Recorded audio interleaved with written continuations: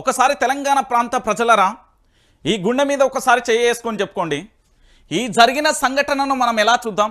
ఇంతకంటే ఘోరం, ఇంతకంటే దుర్మార్గం, ఇంతకంటే బాధాకరమైన విషయం ఈ తెలంగాణ రాష్ట్రంలో, ఈ తెలంగాణ గడ్డ మీద మరొకటి ఉందా? ఎస్, నేను చెప్తున్నా, ఈరోజు చాలా భయంకరమైన సంఘటన ఇది.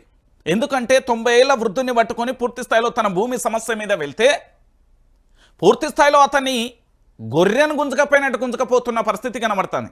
కనీసం మానవత్వం లేకుండా. ఇది చూసిన తర్వాత నిజంగా మనం తెలంగాణ రాష్ట్ర వ్యాప్తంగా పోలీసు వ్యవస్థను గౌరవిద్దామా? తెలంగాణ రాష్ట్ర వ్యాప్తంగా పోలీసులకు సంబంధించి ఎంఆర్ఓ ఆఫీసులో ఏం పనే? ఒక వ్యక్తిని పూర్తి స్థాయిలో గల్లాబట్టి లాగేసే పరిస్థితి ఎక్కడదే? 1970, 1980లో మీ పరిస్థితి ఏందో ఒకసారి ఊహించుకోండి. పల్లెలలోకి రావాలన్నా, ప్రజల మీద చెయ్యి వెయ్యాలన్నా ఆ రోజు ఎందుకు భయపడ్డరు?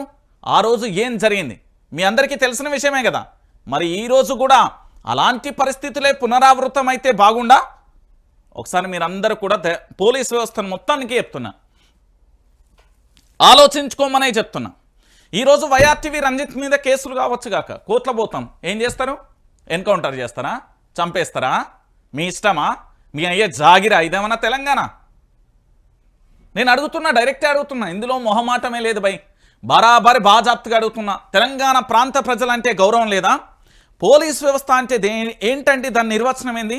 ప్రజలకు రక్షణ కల్పించడానికి మనకై మనం అంటే ఈ తెలంగాణ ప్రాంత ప్రజలు రక్షకులుగా, నిలయ భటులుగా ఏర్పాటు చేసుకున్న వ్యవస్థనే పోలీసు వ్యవస్థ. నేను నిన్న మొత్తం పూర్తి స్థాయిలో కూడా దీని గురించి చదివిన. మరి ఎవరైనా పౌరుడు తనను తాను రక్షించుకునేందుకు మళ్ళీ దాడి చేయవచ్చా? అసలు రాజ్యాంగం ఏం చెప్పింది? నిజంగా కూడా ఆ రాజ్యాంగానికి సంబంధించిన ఆర్టికల్లోకి వెళ్ళిన పూర్తి స్థాయిలో దాన్ని స్టడీ చేసిన దాని గురించి ఇప్పుడు నేను చర్చించే ప్రయత్నం చేస్తాను. దీన్ని మీరు సమర్థిస్తున్నారా, ఏమంటున్నారు అనేది మీరు కామెంట్ బాక్స్లో కూడా పెట్టొచ్చు. మీ ఇష్టం వచ్చినట్టు పెట్టొచ్చు. ఇలా దీని మీద మీ ఒపీనియన్ ఏంది అనేది వైఆర్టీవీ లైవ్ చూస్తున్న ప్రతి ఒక్క వ్యూవరు కామెంట్ బాక్స్లో వాస్తవంగా మొత్తం పెట్టుర్రి. ఇక ఒక్కసారి పెద్ద ఆయనకు సంబంధించిన పంచాయతీ కాడి పోదాం. ఇది రైతుపై కాకి కర్కశం, మానవత్వం మరిచిన పోలీస్, బాధలు చెప్పుకునేందుకు వచ్చిన వృద్ధ రైతును బయటికి ఈడ్చుకెళ్లిన ఏఎస్ఐ. నిర్మల్ జిల్లా ఖానాపూర్లో ఘటన. ఇదేనా ప్రజాప్రభుత్వం? హరీష్ రావు ఏఎస్ఐని సస్పెండ్ చేసిన అధికారులు. అంటే సస్పెండ్ చేసి అయిపోయింది. రైతు చంద్రయ్య 90 సంవత్సరాలు కదా, ఆయన కింద పడో ఏదన్నా దెబ్బ దాకో ఏమన్నా పానం పుట్టుకుమంటే ఎవరు ఏం చేస్తారయ్యా? మీరు ఏం చేస్తారు నాకు అర్థం కాదు.